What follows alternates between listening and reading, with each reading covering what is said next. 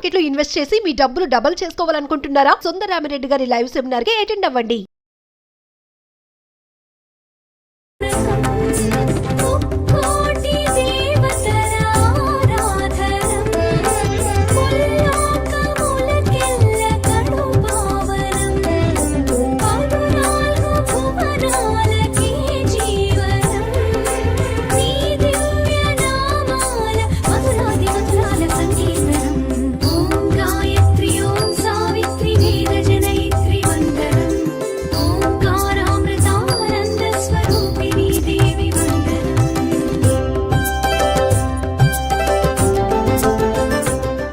నమస్తే రమ్మగారు. నమస్తే జయ. దసరా పండుగ రెండవ రోజులోకి వచ్చాను రమ్మగారు. ఈ రోజు యొక్క అలంకరణ, అమ్మవారి పూజా విధానం ఒక్కసారి మాట్లాడదు. నవదుర్గా విశేషాలలో ఈ రోజున అమ్మవారు బ్రహ్మచారిణిగా పూజింపబడుతుంది. శ్రీశైలం దేవస్థానంలో అమ్మవారికి బ్రహ్మచారిణి స్వరూపంలో అలంకారం చేస్తారు. బ్రహ్మచారిణి అంటే ఈవిడ పరమేశ్వరుని వివాహం చేసుకోవటానికి ముందు అమ్మవారు తపస్సు చేసిందట. ఆమె తపస్సుకు వెళ్తున్న అలంకరణ అనమాట. కమండలము అవి పట్టుకుని ఒంటరిగా అప్పటికి వివాహిత కాదు, కానీ ఆమె తపస్సుకు వెళ్తున్న ఆ బ్రహ్మచారిణి స్వరూపంలో ఆరాధిస్తారు. మనం విజయవాడలో అమ్మవారిని గాయత్రి స్వరూపంలో ఆరాధన జరుపుతారు. మనం ఇంట్లో చేసుకునేటప్పుడు కూడా గాయత్రి ఆరాధన చేసుకోవచ్చు. గాయత్రి సంధ్యాదేవత, అంటే సూర్యమండలంలో ఉంటుందని చెప్పబడుతుంది.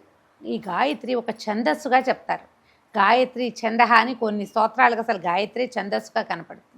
ఛందోదేవతగా కూడా మంత్ర అధిష్టాన దేవతగా ఉంటుంది. పంచముఖి ఈమె. 5 ముఖాలలో ఉన్నటువంటి స్వరూపం ఇంకెక్కడా కనపడదు మనకి. ఒక్క గాయత్రి మాత్రమే పంచముఖాలలో 5 వర్ణాలలో కనిపిస్తుంది. ముక్తా విద్రుమ హేమనీల ధవళ ఛాయ అని చెప్తారు.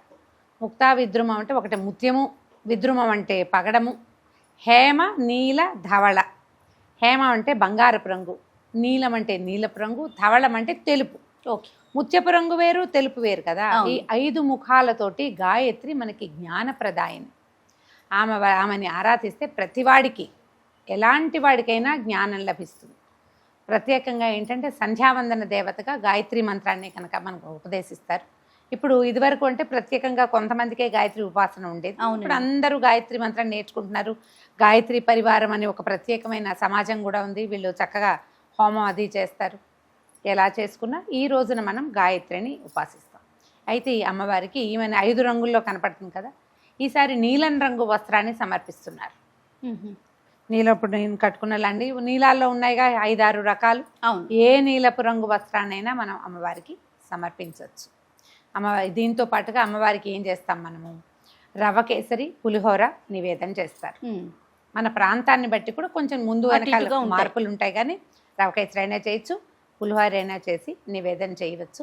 ఈ రోజున మన ఇంటికి వచ్చిన ఏ ముత్తదివనైనా మనం గాయత్రి దేవుగా భావించి ఆమెకు చక్కగా బొట్టు పసుపు ఇచ్చి తాంబూలం ఇచ్చి, నీలం రంగు జాకెట్ ముక్కలు ఏవైనా, తర్వాత నీలం రంగు గాజులు అలాంటివి కూడా మనం సమర్పించవచ్చు. అమ్మవారికి సమర్పించేటప్పుడు కూడా మనం బ్లౌజు, తర్వాత ఒక వస్త్రం ఏదైనా చీరే సమర్పిస్తే చీర నీలం రంగు, ఏదైనా ఒట్టి జాకెట్ బట్టే పెట్టుకుంటాం అనుకో, మన ఓపికను బట్టి కదా.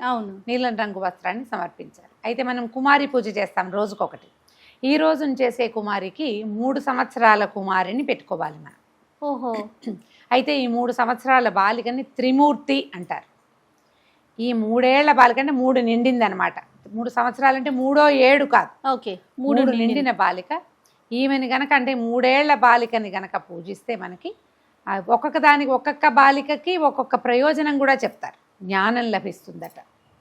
ఈ రోజున ఎలాగూ గాయత్రి స్వరూపమే కదా మనం చేసుకునేది. అవునండి. అయితే ఈ గాయత్రి అమ్మవారికి ఏ పువ్వులతో పూజ చేయాలి, ఎలాంటి పూజ చేయాలి అంటే, గాయత్రి ఆరాధనకి ప్రత్యేకంగా మంత్రం ఎలాగో ఉంది. గాయత్రి మంత్రం చెప్పుకుంటాం. గాయత్రి అష్టోత్తర శతనామావళి కనిపిస్తుంది. శతనామావళి కొద్దిగా అంత కుంకం తీసుకోవటం, అష్టోత్తరం చక్కగా నామావళి 1 నామాలు చదువుకుని అమ్మవారిని ఆరాధించుకోవచ్చు. విధానం దీనికి ప్రత్యేక విధానం ఏముంటుంది, రోజువారీ మనం షోడశోపచారాలు చేసుకుంటాం అమ్మవారికి. ఒకవేళ మనకి కుదరలేదు, పంచోపచారాలే చేసాము, పంచోపచారాలు చేసినా కూడా మనం అష్టోత్తరం చదువుకోవచ్చు. ఈ అష్టోత్తరం అనేది షోడశోపచారాల్లోనూ చేయవలసిన క్రియగానే భావించద్దు. అష్టోత్తరం చదివే సమయం ఉంది, అర్చన మొత్తం సాంగంగా కుదరదు, పర్వాలేదు. పుష్పం ఇచ్చి ధూపం, దీపం, నైవేద్యం, తాంబూలం. ఈ తాంబూలానికి ముందు, ధూపదీపాలకి ముందుగా మనం పువ్వులు పెట్టి దీపం పెట్టుకుంటామా, దీపారాధన చేయగానే అష్టోత్తరం చదివేసుకోండి. గాయత్రి మంత్రం చదువుకోండి. ఒకవేళ మీకు అవగాహన ఉండి అలవాటు ఉంటే లెక్క పెట్టుకోండి. 1 2 3 11 సార్లు. ఇప్పుడు చూడు 1 2 3 4 5 6 7 8 9 అయిందా ఇక్కడ దాకా. మళ్ళీ ఇక్కడికి వెళ్ళండి. 10 11 సార్లు. మీరు 21 సార్లు చదవాలంటే 2 9లు చేసి 2 9 18 19 20 21 ఇది లెక్క పెట్టుకుని మంత్రం చదువుకోండి. లేదా అమ్మవారిది ఒక ప్రత్యేకమైన శ్లోకం కనిపిస్తుంది. ఇందాక నేను చెప్పా కదా, ముక్తా విద్రుమ హేమ నీల ధవళ ఛాయై ముఖైస్తీక్ష్ణై యుక్తామిందు నిబద్ధరత్నమకుటాం తత్వార్థవర్ణాత్మికాం ఇట్లా కనిపిస్తుంది. స్తోత్రరత్నాల్లో స్తోత్ర నిధిలో కనపడుతుంది. మామూలుగా గాయత్రి ఆరాధన అనగానే ఈ శ్లోకం సంధ్యావందనంలో ఈ ప్రత్యేక శ్లోకం కనిపిస్తుంది.